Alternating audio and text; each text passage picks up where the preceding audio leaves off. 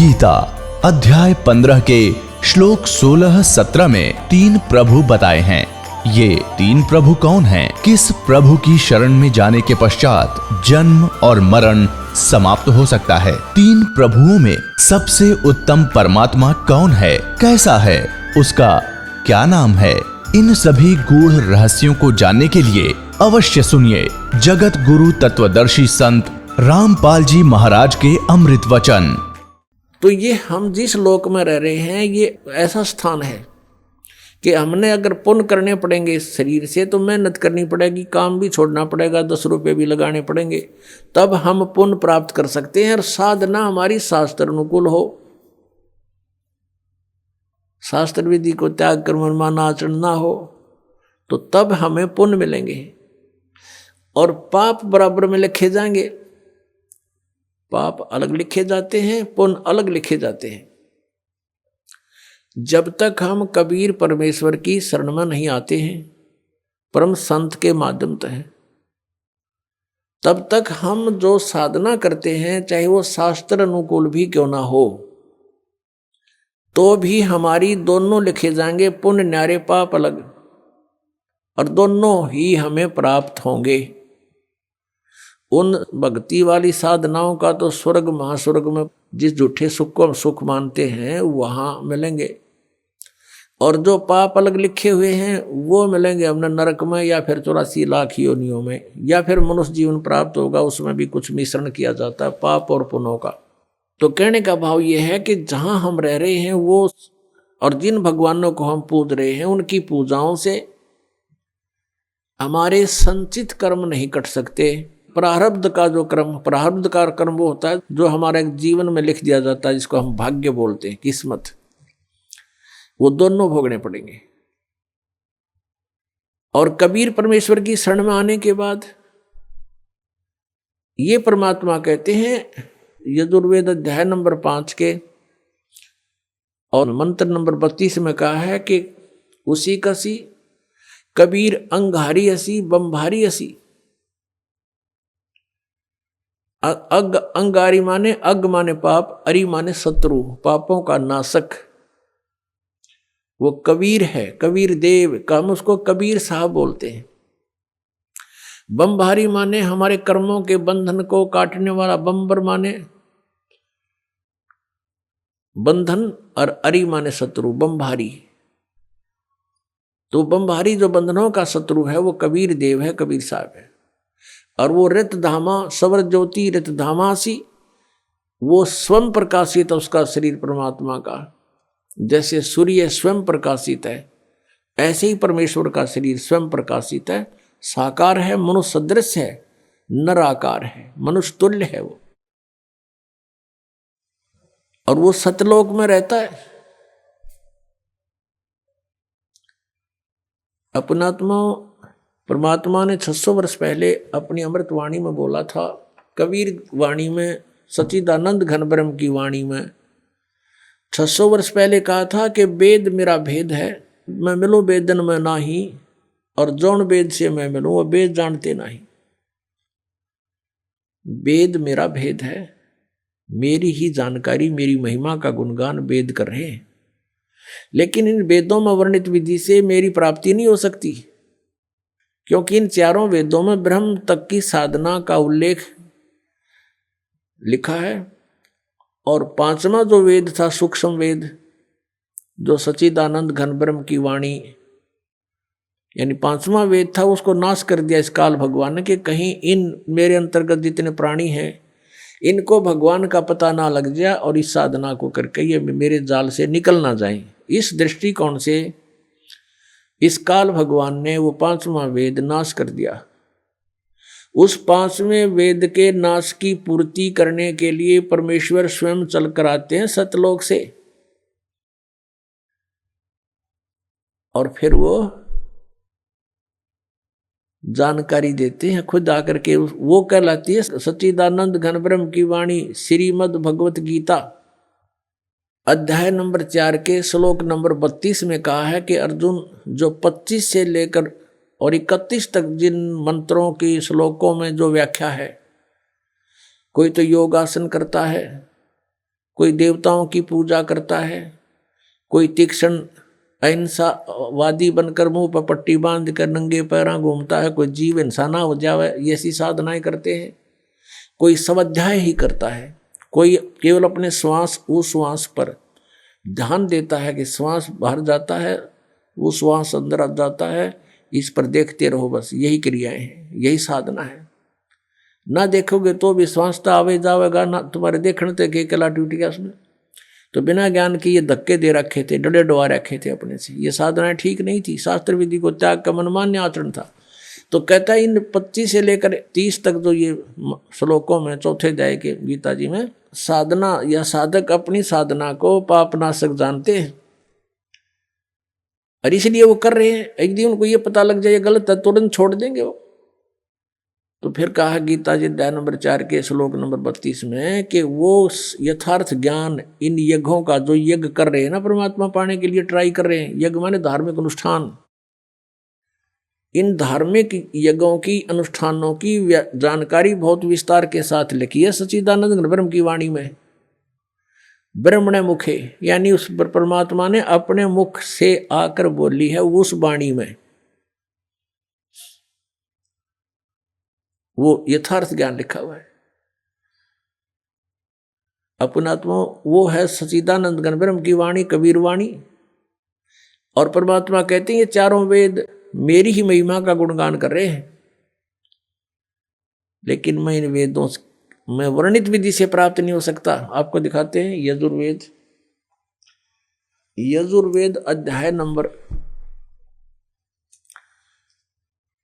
5 का मंत्र नंबर 32 में कबीर अंगारी असी बम्भारी असी, ये देखिए ये है यजुर्वेद और महर्षि दानंद द्वारा इसका अनुवाद है। इसके प्रकाशक कौन है? सार्वदेशिक आर्य प्रतिनिधि सभा 2/5 महर्षि दानंद भवन, रामलीला मैदान, नई दिल्ली से। यजुर्वेद आर्य भाषा भाष्य संपूर्ण 40 अध्याय, महर्षि दानंद सरस्वती कृत। इस दानंद जी ने इसका अनुवाद किया है। ये लेखक नहीं है वेदों का, केवल अनुवाद करता है, जैसे गीता जी के गढ़े अनुवाद करता है। और मुद्रक ये हैं Prince offset printers, 1510 Pataudi house, Daryaganj, नई दिल्ली से। अब इसके 5वें अध्याय के 32वें श्लोक में दिखाते हैं आपको। ये 5वां अध्याय और ये है नीचे 32वां मंत्र 32। यहां देखिएगा, उसी गसी, ये देखो कबीर अंगारी असी, हम इसको कबीर बोल देते हैं, बै अपने लैंग्वेज में हम बै बोलते हैं। कबीर अंगारी असी बम्भारी अविसुर असी। अच्छा, इसका इन्होंने अनुवाद किया है, ये देखेंगे। हे जगदीश्वर, जिस कारण आप, उसी के माने कांतिमान, असी माने हैं, और अंगारी माने खोटे चलन वाले जीवों के शत्रु। ये लिखना था, आप पाप के शत्रु हैं, पाप नाशक हैं। अब ये अनुवाद करता महर्षि दानंद का अपना ज्ञान सिद्धांत था कि भगवान पाप नाश नहीं करता, इसलिए इसने यहाँ बात उलझा दी। और फिर 8वें अध्याय के 13वें श्लोक में 6 बार लिख रखा है भगवान पाप का नाश कर देता है, वहां इसकी बसाई नहीं। ये लिखना था, वो अंग माने पाप, अरि माने शत्रु, वो पापों का शत्रु कौन है? कबीर। अब इन्होंने इसको, ये कबीर है, कबीर, हम इसको कबीर बोलने लगे, और इसने ये कर दिया इसका कवि, और अर्थ कर दिया कांत प्रजय है। अब पहले हम इस, और फिर बम्बारी, ये देखो बम्बारी, बम्ब आरी माने, बम्ब माने बंधन, अरि माने शत्रु, बंधनों के शत्रु, यानी हम उसको बंदी छोड़ कहते हैं, जो बंधन काट दे, बंधन तो छुड़वा दे। हम कबीर जी को, कबीर परमेश्वर को हम बम्भारी यानी हम बंदी छोड़ कहते हैं। और इसको लिखने का फर्क है, या बंदी छोड़ लिख दे, बंधनों का शत्रु लिख दे, एक ही बात है। अब जैसे इन्होंने यहाँ जो गलती की है ना, यह गलत कर दिया। ये अगर या तो फिर कवि ये लिख देते, यहाँ पर वो कवि हैं बस, फिर भी हम मान जाते, न कुछ ठीक करने की चेष्टा की। कबीर का अर्थ कांत प्रजय लिख दिया, है कोई बात हुई। अब जैसे ये यजुर्वेद है जिसको हम पढ़ रहे हैं और इसका कहीं पर व्याख्या हो, अब दिखाते हैं आपको। अब जैसे ये इसी यजुर्वेद का अब 36वां अध्याय है, ये देखो, ये 36 अध्याय, 36 अध्याय यानी 36 36, और इसका ये प्रथम मंत्र है, ये रहा। इसमें ये लिखा है रचम वाचम परपदे मनो यजु परपदे, ये यजु शब्द लिखा है। अब ये है यजुर्वेद के विषय में, और इसका कोई अर्थ कर दे वो गलत करेगा, इसका यजुर्वेद ही लिखना पड़ेगा। यो जैसा कि इस महर्षि ने ये ठीक किया, यहां पर ये है यजु, इसका यहां अनुवाद किया है, वहां मूल पाठ था। ये देखो ये यजु शब्द है और इसका यजुर्वेद लिखना पड़ा, ये सही अर्थ बना यहां पर। यदि इस यजु का अर्थ कर देते यज्ञ स्तुतियों का संग्रह, तो के बेराव का के है संग्रह, यज्ञ स्तुतियां लिख दे इसकी, यज्ञ स्तुति, तो यजु का अर्थ यहां लिखना पड़ेगा कि वह यजुर्वेद के बारे में कहा जा रहा है। तो ठीक जहां इन्होंने कवि कर दिया उसको हमने कबीर देव कर पढ़ना पड़ेगा, कबीर देव लिखना था। देखो हम फिर आते हैं वही 5वें अध्याय के 32वें श्लोक पर, ये 32वां श्लोक यजुर्वेद का। अब यहां इसने जो कवि कर दिया, यहां लिखना था वो कबीर देव है, बस वो कबीर देव लिख देते, हम कबीर देव कहने लगे। देव को परमेश्वर, देव का अर्थ परमेश्वर होता है, तो यहां लिखना था वो कबीर देव हैं। और देखो यहां लिखा है रतधामासी सवर ज्योति, रतधामा इन्होंने खुद लिखा है, रतधामा माने सतधाम युक्त। हम सतधाम कहो, सतलोक कहो इसको, ये सतलोक रतधामा नो कारण ये फलाना, रतधामा माने सतलोक वाला, सतलोक का निवासी, वो कहते नहीं ये फलाने गांव का है, हाँ यो फलाना वो गांव का है। तो ये ऐसे है कि वो रतधामा वो सतलोक में रहता है। और सवर ज्योति देखिए अड़ंगा कर रखे अनुवाद का, अंतरिक्ष को प्रकाश करने वाला सवर ज्योति, स्वयं प्रकाशित, वो स्वयं प्रकाशित है, परमात्मा है, वो रत सतलोक में रहता है। कबीर उसका नाम है और वो ही अंगारी है, पापों का शत्रु है, बंधनों का शत्रु है, यानी बंदी छोड़ है वो कबीर अंगारी असी। ये कबीर, हम इसको कबीर बोलते हैं कबीर। हम लिखण भी कबीर लागे, पड्डी की मात्रा भी लिख दें। अब परमात्मा ने कहा वेद मेरा भेद है, मैं वेदन में नाही, और जौन वेद से मैं मिलूं वो वेद जानते नहीं। ये देखिएगा ऋग्वेद भाषा भाष्य द्वितीय भाग, ये कहाँ से प्रकाशित है? प्रकाशक हैं पंडिता राकेश रानी, प्रधान कार्यालय वेद मंदिर महात्मा वेद भिक्षु सेवाश्रम लेखराम नगर अब्राहमपुर मुखमेलपुर दिल्ली दूरभाष इतना है। और नीचे लिखा दान संस्थान नई दिल्ली का प्रकाशन। और इसका यहाँ अनुवाद करता है ये 9-10 मंडल हैं ये। महात्मा वेद भिक्षु भारतेंद्र नाथ दान संस्थान करोल बाग नई दिल्ली। इसके 10वें सूक्त के 10वें मंडल के और सूक्त नंबर 49 में दिखाते हैं आपको। ये देखिएगा ऋग्वेद मंडल नंबर 10 और सूक्त 49 इसका ये पहला ही मंत्र है। 49 सूक्त का ये पहला मंत्र है। इसमें लिखा है कि मैं स्तुति करने वाले को, यानी पूर्ण परमात्मा अपनी महिमा वेदों में लिख रहे हैं। और इसका अर्थ है कि अहम दा ग्रहणते पूर्वम स्वहम ब्रह्म करणम। अब पूर्ण परमात्मा कहता है ब्रह्म की उत्पत्ति मैंने ही की। अब यहां देखो इनका अनुवाद देखें, मैं स्तुति करने वाले को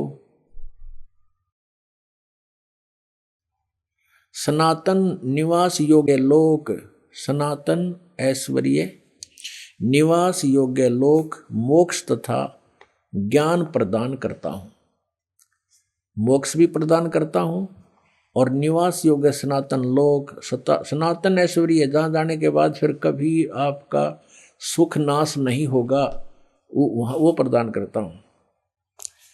अहम ब्रह्म, ये देखो स्पष्ट, ये भी पढ़ना पड़ेगा, हमने नहीं था, ये गड़बड़ कर रहे हैं। अहम ब्रह्म कर्णवम, मैं वेद को उत्पन्न करता हूँ। ब्रह्म का अर्थ वेद कर दिया इन्होंने, तरह गजब। मैं ब्रह्म को उत्पन्न करता हूँ। पूर्ण परमात्मा कबीर देव जी सतपुरुष ने ब्रह्म की उत्पत्ति की थी।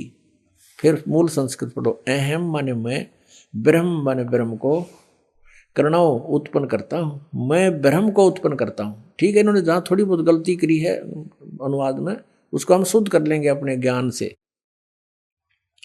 और यह वेद मेरी ही महिमा की वृद्धि करता है। ये वेद मेरी ही महिमा करता है, चारों वेद मेरी ही महिमा गा रहे हैं। यज्ञ दान सत्संग करने वाले को ओए होए सन्मार्ग में आदेश करने वाला मैं ही हूँ। करे करावे साईं मन में लहर उठा और दादू सिद्धर जीव के आप बगल हो जा। कहता सब ये दान पुण्य सत्संग पुण्यात्मा जो मेरे से जुड़ गए हैं उनको मैं ही लाता हूँ। यहाँ पर मैं ही सन्मार्ग का आदेश करने वाला मैं ही हूँ। मैं सकल युद्ध में न देने वाले कुसंगी यज्ञशील जनों को ही हराता हूँ। हराता है यानी हराता हूँ, यानी कहने का भाव यह है कि ये मैंने तो ब्रह्म की उत्पत्ति की है और जो मेरी सतभक्ति करते हैं, मेरी स्तुति करते हैं, उनको सनातन लोक, सनातन माने शाश्वत स्थान प्राप्त कराता हूँ। और वहाँ से जब हम चले गए तो ऐश्वर्य आप पर रहेगा, वहाँ सारे ठाठ मृत्यु नहीं, कभी कोई बुढ़ापा नहीं, किसी चीज़ का भाव नहीं, निवास योग्य लोक, मोक्ष तथा ज्ञान प्रदान करता हूँ। और मैं अहम ब्रह्म कर्णव, मैं वेद को उत्पन्न करता हूँ, या वेद नहीं, यहाँ ब्रह्म को उत्पन्न करता हूँ। और मह्यम वर्धनम, महिमम, और ये जो वेद है वो मेरी महिमा गा रहे हैं, क्योंकि ब्रह्म ने फिर वेदों का ज्ञान आगे दिया। अब कहने का तात्पर्य यह है कि हम जिन सदग्रंथों को सही मानते थे, सत्य मानते थे और मानते हैं, उनको हम समझ नहीं सके। जब पूर्ण परमात्मा कबीर जी ने, उस दानक कबीर ने, जुलाहे कबीर ने, काशी में आए हुए भगवान परम अक्षर ब्रह्म ने अपनी प्यारी आत्मा धर्मदास जी को अपना सतलोक दिखा लिया, सचखंड दिखाया, वहाँ सब सतिथि से परिचित करवाया, तब वो वापस आया, उसके शरीर में वापस प्रवेश कर दिया आत्मा को। तब उसने जागृत होकर के कहा कि हे परमात्मा, हम तो इन श्री राम, श्री कृष्ण, ब्रह्मा, विष्णु, महेश जी को ही सुप्रीम पावर मानते थे। हे मालिक, फिर ये तो वेद और जितने भी पुराण हैं ये सब झूठी हैं। इनमें इनके बारे में बताया गया जरो अमर है, सर्वशक्तिमान है, सर्वेश्वर है। परमेश्वर ने कहा वेद कतेब झूठे नहीं भाई, और झूठे हैं जो समझे ना ही। झूठे तो वो हैं जो इनको समझ नहीं सके। वेद पढ़ने पर भेद न जाने, बाँचे पुराण 18, और फिर भी वेद पढ़े और उसका समझ नहीं सकते। इस करके अज्ञान साधनाएं शुरू करवा रखी हैं। और जड़ को अंधा पत्ते खुआवे, भूल गया सृजनहारा। भगवान पर तुलसी के पत्ते चढ़ावे, फल फूल चढ़ावे मूर्ति के ऊपर, कहते सृजनहार को भूल गए तुम। तो इन वेदों में परमेश्वर की महिमा है। ये भी धीरे धीरे आपके समक्ष यथार्थ अनुवाद आएगा। पहले तो आप जी को ये जो ना दृढ़ करना चाहता है ये दास, कि आप जी ये समझें कि जो भी दास बोल रहा है वो सारी सच्ची है। उसके बाद ये दास इन वेदों का जितना आवश्यक है उनका अनुवाद करेगा। और पहले आपको इसलिए इन्हीं के अनुवादित वो दिखाए जा रहे हैं मंत्रों के अनुवाद के, ताकि कोई आपको भ्रमित ना कर दे कि न्यू कह कि रामपाल ने संस्कृत ना आती। और ये महर्षि दानंद के अनुयायी आचार्य ये संस्कृत के गाता थे। महर्षि भी दानंद भी विद्वान पुरुष था, संस्कृत का गाता था। वो सही समझा है उन्होंने, वेदों का ठीक अनुवाद कर रखा है। तो पहले उन्हीं के द्वारा किए गए अनुवाद को दिखाकर फिर दास साथ साथ उनमें जो त्रुटि है वो आपके समक्ष पेश करेगा। फिर आपका समझ में आओगी, फिर आप दृढ़ हो जाओगे कि सचमुच कौन सा अनुवाद सही है कौन सा गलत है। फिर आप स्वयं निर्णय लेकर के दृढ़ हो जाओगे। और जब तक हम दृढ़ नहीं होंगे हम कोई मोक्ष प्राप्ति नहीं कर सकते। डगमग आदमी कभी सफल नहीं हो सकता। आप आगे जाकर के मान लीजिए दो रास्ते हो जाते हैं। कहीं आप अकेले जा रहे हो, या तो आपके साथ गाइड हो, कोई व्यक्ति जानकार हो, या फिर आपके पास मैप हो। उस मैप पर आप देख कर चल सकते हो कि ये रास्ता नहीं ये है, और मैप के बारे में आप दृढ़ हो कि सचमुच इसमें जो लिखा फाइनल है। तो ये हमारे सदग्रंथ हमारे मैप हैं। ये मैप आपको मानचित्र दिखाया जा रहा है कि आप जिस रास्ते जा रहे हो ये रास्ता आपका है, ये नहीं है। और आप दृढ़ हो जाओगे सचमुच ये, फिर आप डगमग नहीं हो सकते। अगर आपके पास मैप नहीं है, आप चल पड़े, आगे दो रास्ते हो जाते हैं, वहीं पर आप असमंजस में पड़ जाओगे, आंख मीच करते चल पड़ो किसी साइड में, वो दूसरी बात है। तो ऐसे इन सदग्रंथों का आपके रूबरू कराना ये दास अनिवार्य समझता है। अब बताया कि वेद मेरा भेद है और मैं ना वेदन के माही, जौन वेद से मैं मिलूं ये वेद जानते नहीं। अब जैसे गीता जी अध्याय नंबर 4 के श्लोक नंबर 32 में कहा कि वो परमात्मा ने अपने मुख कमल ते जो वाणी बोली, सच्चिदानंद घन ब्रह्म ने, यानी उस परम अक्षर ब्रह्म ने जो अपने मुख से वाणी बोली, उसमें बहुत विस्तार के साथ इन धार्मिक अनुष्ठानों की जानकारी दे रखी है। उसको चौथे अध्याय के 34वें श्लोक में श्रीमद् भगवत गीता में कहा कि गीता ज्ञानदाता ये काल श्री कृष्ण जी में बढ़कर बोल रहा है, इसमें प्रवेश करके बोल रहा है कि उस ज्ञान को तू, वो तत्व ज्ञान है, उस ज्ञान को तू तत्वदर्शी संतों के पास जाकर समझ। उनको दंडवत प्रणाम करने से, कपट छोड़कर उनकी सेवा प्रसन्न करने से, सरलता पूर्वक प्रसन्न करने से वो तत्वदर्शी संत तुझे परमात्म तत्व का ज्ञान कराएंगे जिसको गीता ज्ञान दाता भी नहीं जानता। वो तत्व ज्ञान है जो सच्चिदानंद घन ब्रह्म की वाणी में है, सच्चिदानंद घन ब्रह्म के मुख से निकली है। यानी उसी परमेश्वर ने आके ये सच्चाई हमें बताई है कि तुम कौन हो, तुम कहाँ से आए हो, कौन परमात्मा है, तुम साधना क्या करते हो। तो वो परमात्मा की महिमा जैसे आपने ऋग्वेद मंडल नंबर 10 सूक्त 49 में प्रथम मंत्र में आपने पढ़ा कि वो वेद जो परमात्मा कहता है पूर्ण ब्रह्म के, इस वेद का इस ब्रह्म की उत्पत्ति मैंने की। और ब्रह्म ने फिर आगे मेरी महिमा, क्योंकि ब्रह्म के अंदर परमात्मा ने 4-5 वेद फीड कर दिए थे, जैसे एक मोबाइल से दूसरे मोबाइल में ट्रांसफर कर दी जाती है पूरा का पूरा मैटर, फिल्म की फिल्म पूरी। ऐसे परमात्मा ने 5 वेद इसके अंतःकरण में फैक्स कर दिए थे वहां से। और फिर जैसे समय आने पर अपने आप मालिक के नियमानुसार इसके अंदर से श्वासों के माध्यम से वो सारे बाहर आगे प्रकट हो गए। अब अगर आज से 50 वर्ष 20 वर्ष 40 वर्ष पहले ये दास ये बताता कि परमात्मा ने इसके कंप्यूटर में इसके काल के अंतःकरण में वो 4 वेद भेज दिए, और फिर समय आने पर उसको आदेश अनुसार प्रक्रिया मालिक ने ऐसी की कि उसके श्वासों से आप निकले बाहर, तो ना दच्चो या बात। आज सारा यकीन होगा, विश्वास होगा आपको, क्योंकि आजकल आप जो टेक्निक देख रहे हो कहाँ से कहाँ डाउनलोड कर लेते हैं, और एक छोटी सी चिप होती है इतनी, और उसके अंदर कितना मैटर भरा होता है उसको कहीं भी फिट कर दी जा, जिसमें वह डाल दिए, फिर उसे कितना डाउनलोड कर लो, पूरे पृष्ठ के पृष्ठ इतना बड़ा पुलंदा भर लो। तो ऐसा हुआ था।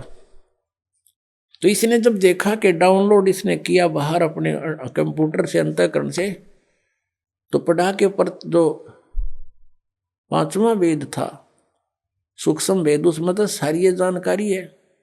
वे ऑफ वर्शिप भी इसने एक नहीं देखा, अब बताओ, उसको नष्ट कर दिया, छुपा दिया। और ये 4 थे जो जिसमें महिमा तो थी भगवान की, इनको खत्म नहीं कर सका ये। इसमें भी महिमा है लेकिन वे ऑफ वर्शिप नहीं है। और इस वेद को समझना यहाँ के प्राणियों के बस की बात नहीं, चाहे ब्रह्मा जी हो, चाहे विष्णु, चाहे शिव जी, ये भी वेदों को नहीं समझ सके। ये तो वो परमात्मा स्वयं आता है, फिर स्वयं ही अपने द्वारा लिखी हुई उन ग्रंथों को स्वयं ही ठीक ठीक समझाता है। अब जैसे वेदों का जो निर्णायक ज्ञान परमात्मा ने अपनी सच्चिदानंद घन ब्रह्म की वाणी कबीर वाणी में बोला, अब उस वाणी से परिचित होने के बाद हमने वेदों को खोला और वेद बिल्कुल साफ हो गए, क्योंकि ये आध्यात्मिक ज्ञान है, इसको संस्कृत भाषा के जानने वाले नहीं खोल सकते, इसका अनुवाद नहीं कर सकते। जैसे किसी ने हिंदी सीख ली, फॉरेनर ने, अच्छा हिंदी में चाहे कुछ भी बन जा और शास्त्री बन गया, और उसने रामायण का ज्ञान नहीं, रामायण की सटोरी का ज्ञान नहीं, और उसको कोई कहे कि ले आप इन तुलसीदास कृत चौपाइयों का अनुवाद कर दो, अड़ंगा करेगा वो, बेसिक विद्वान बना हुआ है। तो ऐसे ही इन विद्वानों ने, संस्कृत भाषा के विद्वानों ने, विद्वान तो होता जो सर्वज्ञ हो, सर्वज्ञ केवल कबीर परमेश्वर है, और सब भाषाओं का, सब अध्यात्म ज्ञान से सबका जानकार था वो, और उनको अविद्वान कहते थे, ये नकली विद्वान। अब संस्कृत भाषा के जानने से विद्वान नहीं होता, एक भाषा के जान लेने से विद्वान नहीं होता, उसका ठीक है, उसको वो भाषा आती है, उसका मास्टर है, बस। अब तत्व ज्ञान को नहीं समझ सके, जिस कारण से उन्होंने इनके अर्थों का अनर्थ कर दिया। अब वो परमात्मा स्वयं वहां से चलकर आते हैं, अपने द्वारा रची हुई सृष्टि को वही ठीक ठीक बताते हैं, और यथार्थ ज्ञान वही आकर देते हैं, वो ज्ञान समझाते हैं, मनुष्य की तरह चलकर आते हैं। अपनात्मा इस काल भगवान ने इन अज्ञानी ऋषि महर्षियों, मंडलेश्वरों, गुरुओं, ब्राह्मणों द्वारा, ब्राह्मण का अर्थ या कोई जाति से नहीं है, ये समझना चाहिए, क्योंकि हम वेदिक ज्ञान सुनते नहीं। ब्राह्मण का अर्थ जो गुरु पद पर होता है वो ब्राह्मण है, यानी जो ज्ञान देता है परमात्मा के बारे में, जिसको जानकार मानते हैं। ब्राह्मण सोए जो ब्रह्म पहचाने, ब्राह्मण उसको कहते हैं जिसने भगवान को जान लिया है, लेकिन वो ना जान रहे थे, ब्राह्मण को वहां थे। ऋषि महर्षि थे नहीं, महर्षि को वहां थे, आज उनको महर्षि कहना पड़ता है, लेकिन वो महर्षि के योग नहीं है, उनको ब्राह्मण कहना पड़ता है, लेकिन ब्राह्मण के योग नहीं थे। जैसे मेरे गुरुदेव थे, वो ब्राह्मण थे इस जाति के हिसाब से। हरियाणा में गांव पैंतावास, दादरी के पास बड़ा पैंतावास और जिला भिवानी, उस बड़े पैंतावास के गांव के रहने वाले ब्राह्मण जाति हैं, लेकिन वो अपने आप को ब्राह्मण नहीं कहते थे, वो संत रामदेवानंद कहते थे, वो संत थे। और मेरे जो दादा गुरुजी थे, गुरुजी के गुरुजी, वो छावला गांव है दिल्ली में, नजफगढ़ से आगे गुड़गांव की तरफ जाते हैं, छावला ऑन रोड पड़ता है। वो छावला गांव के जाट थे, किसान, और वो काशी विद्यापीठ से 4 विषय के आचार्य बन गए। वो पंडित चिदानंद कहलाते थे, वो ब्राह्मण कहलाते थे।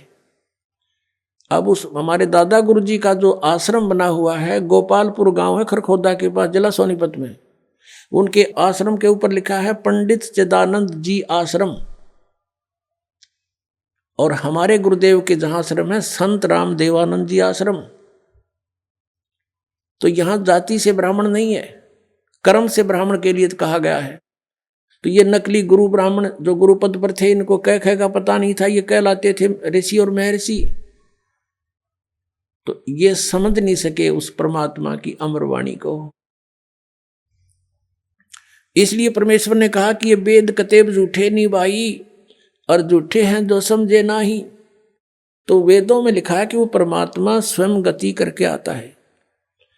अब जैसे यो आर्य समाज का जो ग्रुप है, इसमें शिक्षित वर्ग बहुत है, और लेकिन वो अक्षर ज्ञान है, उनको अध्यात्म ज्ञान नहीं।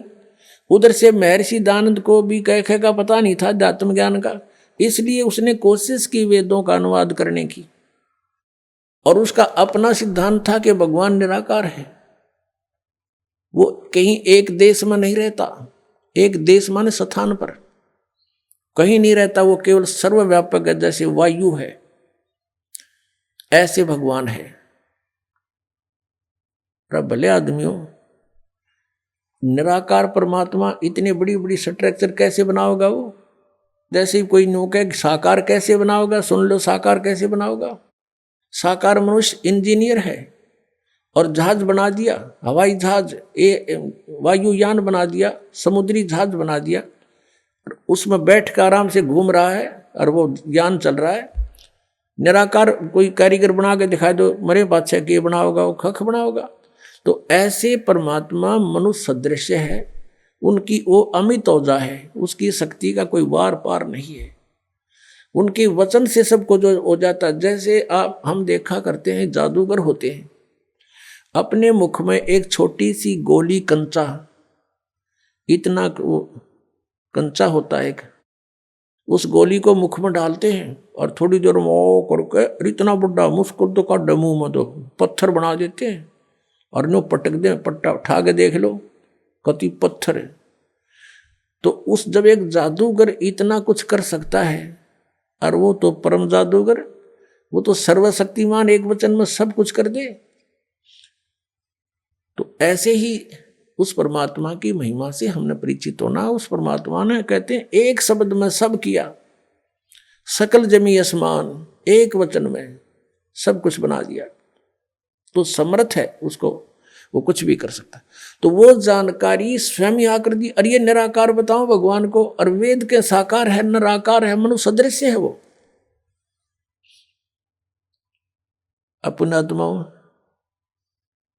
इसलिए परमात्मा कहा करते, मोती मुक्ता दर्शत नाही, ये जग है सब अंदरे, दिखत के तो नैन चश्म, इनका फिरा मोतिया बिंदरे।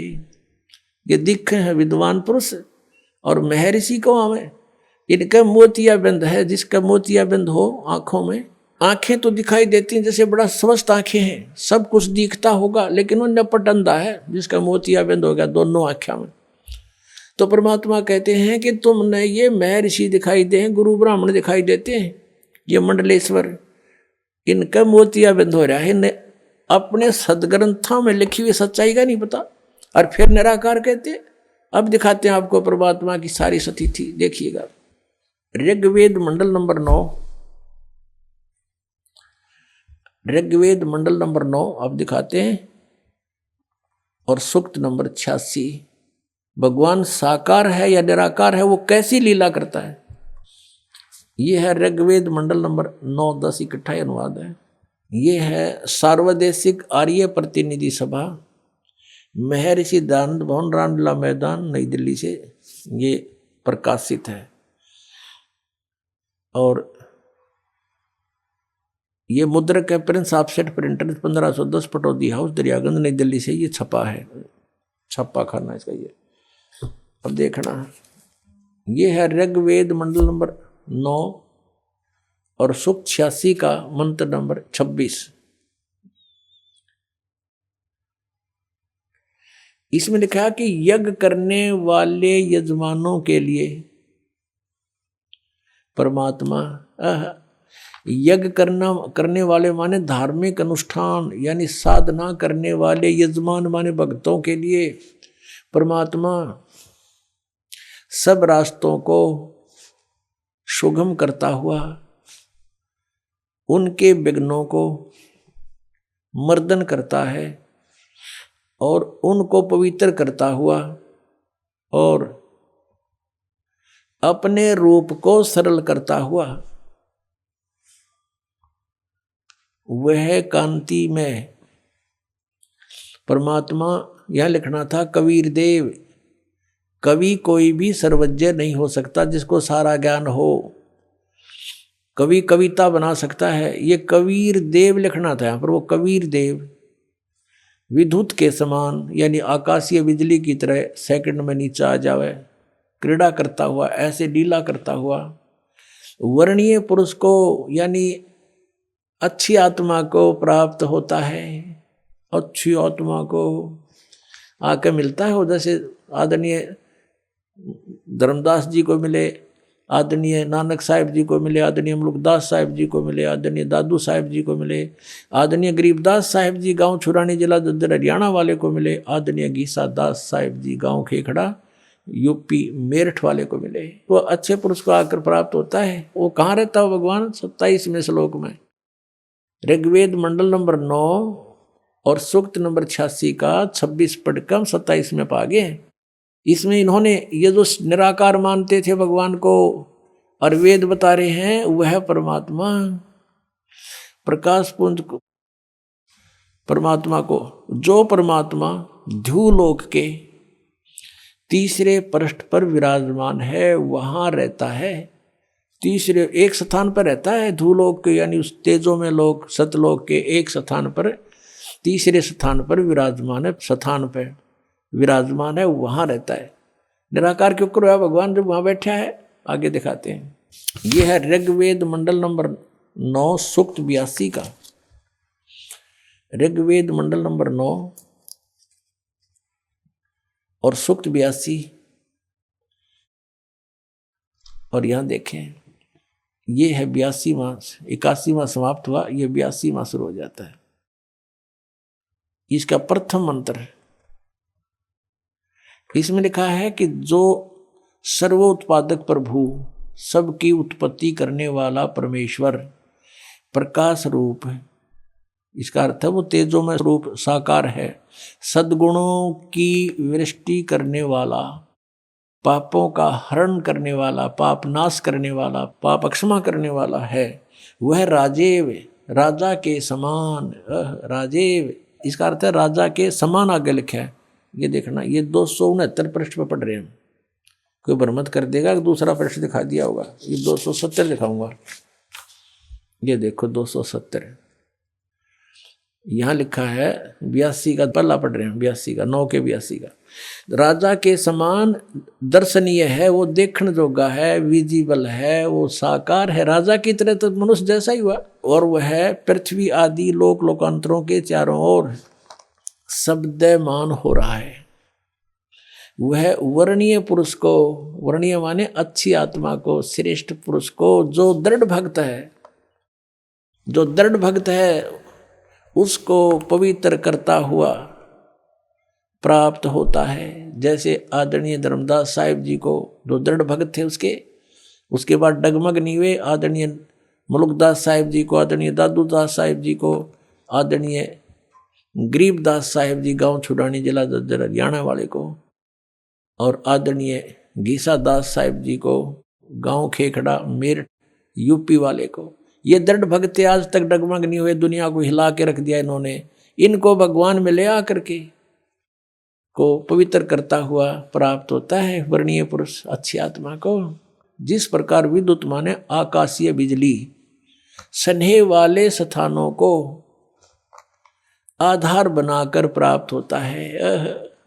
देखो कितना स्पष्ट किया इन्होंने। ऋग्वेद मंडल नंबर 9 और सूक्त नंबर 81 में कति कंसेप्ट क्लियर कर दिया कि वो परमात्मा राजा की तरह देखने जोगा है।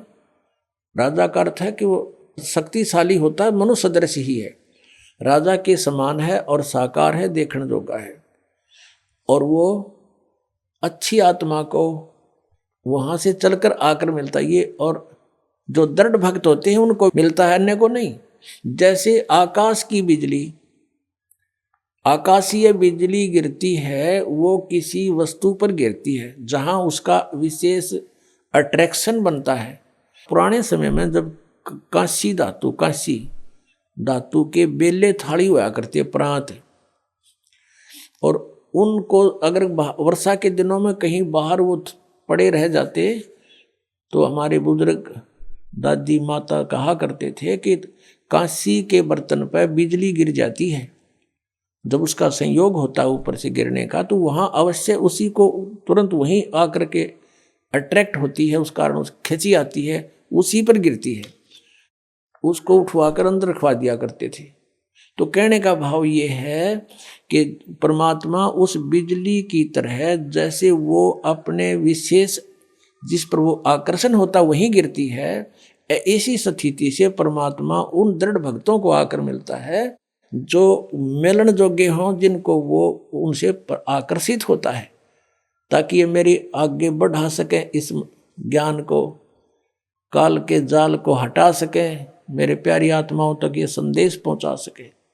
और उनका क्या कर ले, आंखें देखें जब भी ना मानो न भगवान मिलेगा, उन तक काला मिलेगा जहां ये रह रहे हैं। अब 9वें मंडल सूक्त 82 का मंत्र 1 पढ़ लिया, अब 2 दिखाते हैं, देखिएगा। ऋग्वेद मंडल नंबर 9 सूक्त 82 का हमने ये पढ़ लिया, अब 2 पढ़ते हैं। वो परमात्मा किस उद्देश्य से आता है? हे परमात्मन, उपदेश करने की इच्छा से आप महापुरुषों को प्राप्त होते हो, अच्छी आत्माओं को, महान आत्माओं को प्राप्त होते हो, और आप अत्यंत गतिशील पदार्थ के समान हमारे आध्यात्मिक यज्ञों को प्राप्त होते हो। यानी अत्यंत गतिशील पदार्थ के समान, यानी जैसे बिजली चलती है, बिजली जैसी गति से आप, और उपदेश करने के लिए आते हो यहाँ पर, सच्चा ज्ञान देने के लिए।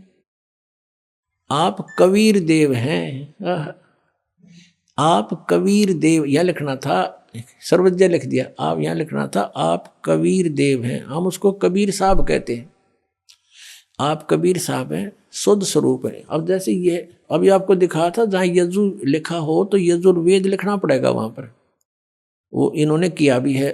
महर्षि दानंद ने यजुर्वेद के 36वें अध्याय के प्रथम मंत्र में यजु का अर्थ यजुर्वेद किया है, तो यहाँ लिखना था वो कबीर देव है, वो शुद्ध स्वरूप है। हमारे पापों को हे दूर करके, हे सोम, हे अमर परमात्मा, हमको सुख दे। पुण्यात्मा,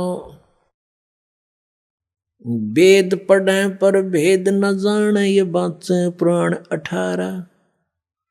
वेद पढ़े पर भेद न जाने, गुरु बिन काहू न पाया ज्ञाना, जो थो था बूछड़े मूड किसाना। गुरु बिन वेद पढ़े जो प्राणी, समझे न सार रहे अज्ञानी। ये अज्ञानी रहे, इन वेदों को पढ़ा करते, मैं ऋषि को आगे इन कक्का भी नहीं पता था। अब जैसे परमात्मा मनुष्य दृश्य ये सिद्ध हो गया, राजा के समान देखने जोगा है, और वहां से गति करके आता है, जिन महापुरुषों को मिलता है, जिन महापुरुषों ने मिला उन्होंने बताया कबीर इज गॉड। वो कबीर देव काशी में, हम सुल्तानी नानक तारे दादू को उपदेश दिया, जात जुलाहा भेद न पाया, वो काशी माए कबीर होया। आदरणीय गरीबदास साहिब जी गांव छोड़ानी जिला जद्दर वाले, जिनको भगवान आकर मिले थे, क्या कहते हैं गरीबदास साहिब ने फिर बताया है कि सर्व कला सतगुरु साहिब की, या दुनिया दा जीवन झूठा भूल गए मर जाने नू, और सर्व कला सतगुरु साहिब की हरियाए हरियाणे नू। वो परमात्मा हरियाणा में आए गरीबदास जी 280 वर्ष पहले, लगभग सन 1727 में, लगभग 300 वर्ष हो गए, 300 वर्ष से भी ऊपर हो गए।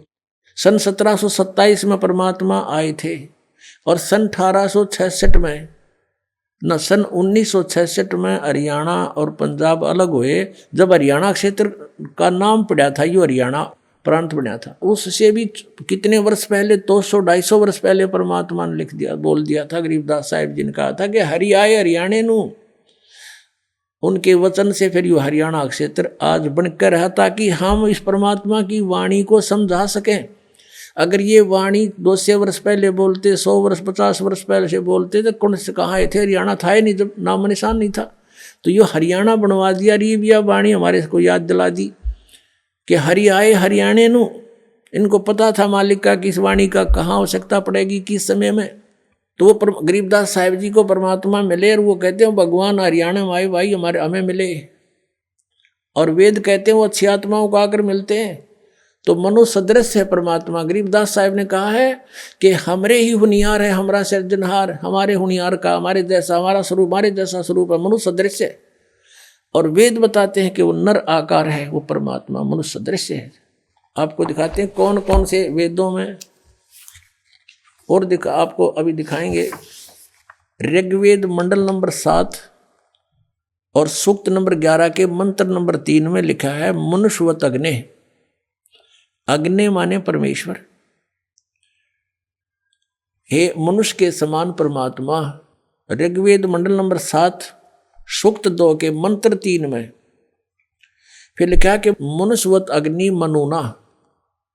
हे मनुष्य के समान भगवान, मनुष्य तुल्य, मनुष्यवत, हे मनुष्य जैसे भगवान। मनुना, मनुना माने एक जैसे एक विद्वान पुरुष की तरह आप आते हो और ज्ञान का भंडारा खोल देते हो।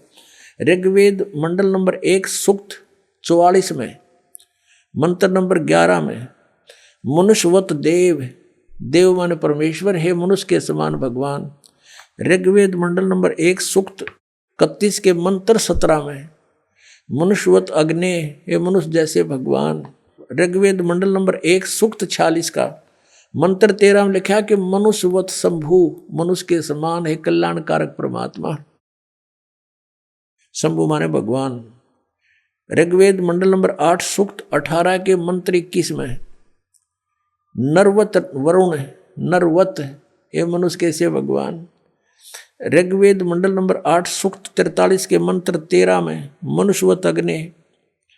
ऋग्वेद मंडल नंबर 8 सूक्त 43 के मंत्र 27 में मनुष्यवत अंगीरह है। अंगीरह माने परमात्मा, तेजो में शरीर युक्त। इनमें सब में लिखा कि परमात्मा मनुष्य सदृश है। आपको दिखाते हैं। ऋग्वेद मंडल नंबर 1 का अनुवाद महर्षि दानद ने कर रखा है और इसने कोशिश की है कि मैं अड़ंगा अड़ाऊं और इसको खत्म कर दूं कि कोई पढ़ ना ले की तरह मनुष्य के तुल परमात्मा लिखा है। पहले इसी का दिखाते हैं। ऋग्वेद मंडल नंबर 1 सूक्त नंबर 31 के मंत्र 17 में ये देखिएगा, ये प्रथम मंडल है, महर्षि दानंद जी का अनुवाद है। इसमें प्रकाशक है सार्वदेशिक आर्य प्रतिनिधि सभा 3/5 महर्षि दानंद भवन रामना मैदान नई दिल्ली से। और ये है मुद्रक है सम्राट printers and binders 1606 Pataudi house Daryaganj नई दिल्ली से। ये इसका मुद्रक बदल गया है पहले वाले से। ये देखिएगा, ये है ऋग्वेद मंडल नंबर 1 और सूक्त 31, इसका मंत्र नंबर 17 है। ये 17 इसमें क्या लिखा है कि मनुष्यवत अग्नि। इसका अनुवाद इसका कहाँ लिखा है इसने, ये देखो मनुष्यवत। इसका अनुवाद क्या महर्षि दानंद, इसको क्या मनुष्यवत, और अग्नि को इसने अलग जगह लिख दिया।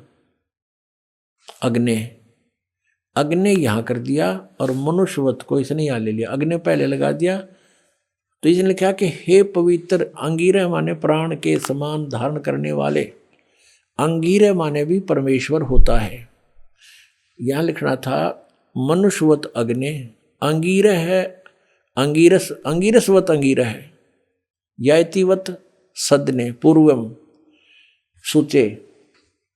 अब इसका अर्थ देखते हैं इनके द्वारा।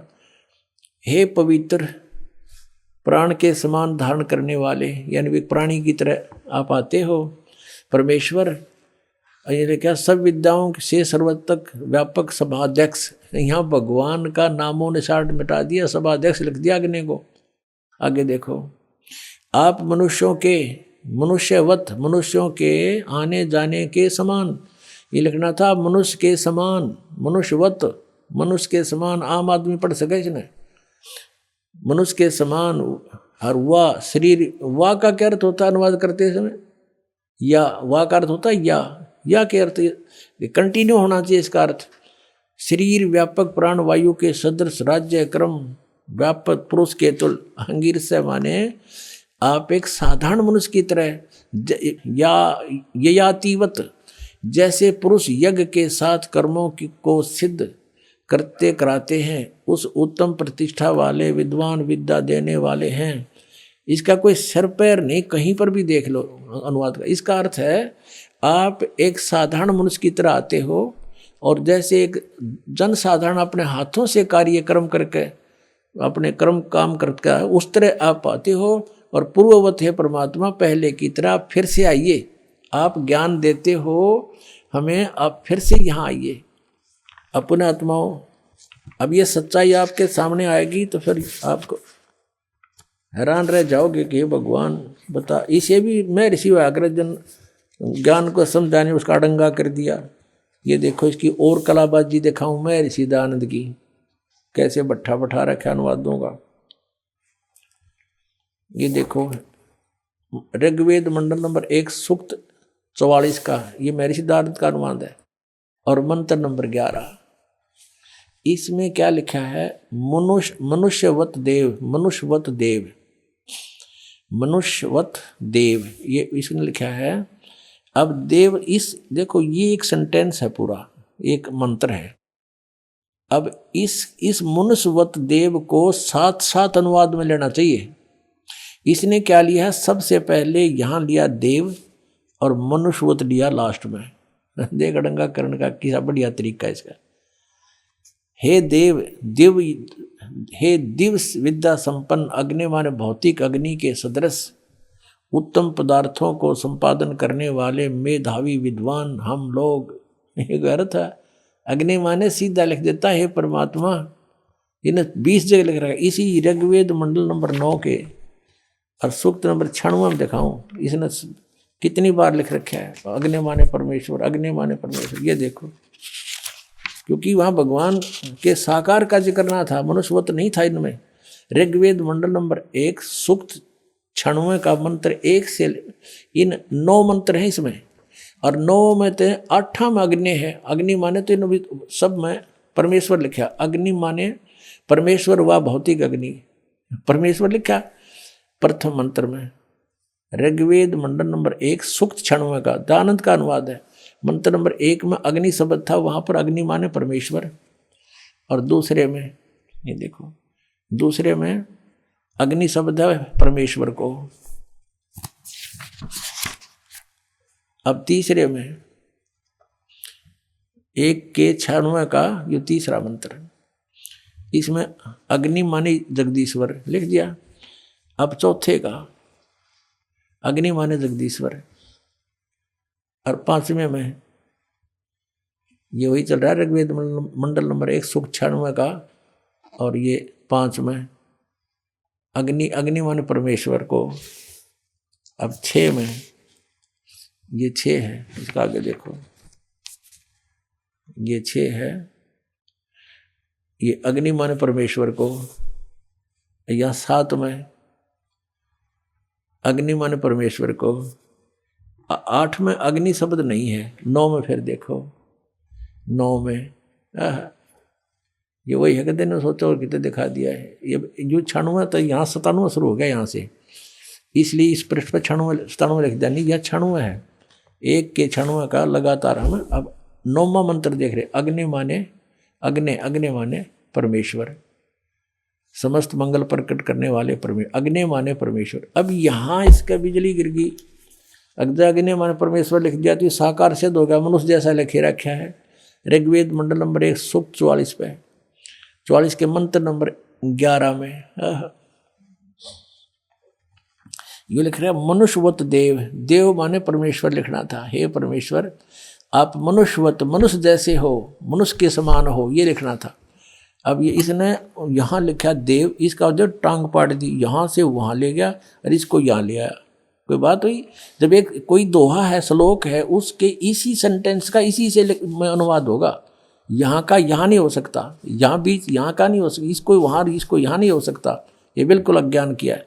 ये मनुष्यवत तो यहाँ लिख दिया, हे सभापति लिख दिया, मेधावी, हाँ, ये भौतिक अग्नि लिख दिया, अग्नि का के भौतिक अग्नि के सदृश से यहाँ लिखना था हे परमेश्वर, ये मनुष्यवत, ये यहाँ लिखना था यज्ञ के। तो आप धार्मिक अनुष्ठानों का ज्ञान देने के लिए, साधन बताने के लिए परमात्मा आप परमेश्वर आते हो, और गुरु रूप में आते हो, होता रूप में, ऋत्विजम रूप में, ऋत्विज बन के आते हो, और आप मनुष्यवत हैं, मनुष्य के सदृश हो। आपकी बुद्धि इसका कोई, आप ही सबकी बुद्धि को प्रेरित करते हो। ये देखो, और ये लिख दिया मनुष्यवत, और यह मनुष्यवत यहाँ ले लिया, और इस देव को यहाँ ठोक्या, ये अनुवाद होया। तेरा गजब भैया, और मैं ऋषि को आवे। इसे से बहुत प्रमाण है, लेकिन कहते हैं समझदार को संकेत ही बहुत होता है।